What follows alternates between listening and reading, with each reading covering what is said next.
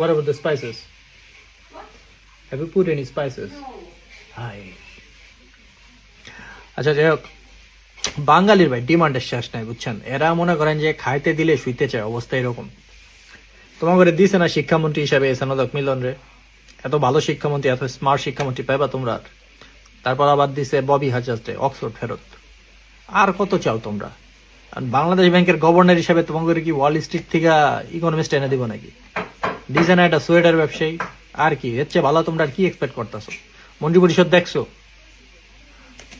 আজীব ব্যাপার স্যাপার। হিসাব করবো চাঁদাবাজির টাকা, হিসাব করবো সমঝোতার টাকা, তো এর চেয়ে বেটার দরকার আছে আমগুলো? আর রিজার্ভ যা বাড়ানোর দরকার তা তো বাড়াই দেওয়া গেছে, ওই যে আগের যে যিনি ছিলেন আর কি। এটা সমান করতে হবে না? আর নেপালের সাথে পাল্লা দিলে কি আমাদের হবে নাকি? নেপালেরও একটা পিএইচডি আছে, আমাকে পিএইচডি দিয়ে আমরা কি করবো? আমাকে হিসাব করবো চাঁদাবাজির টাকা, সমঝোতার টাকা, এর লিগে পিএইচডির দরকার আছে? যা দিছে খুশি থাকো।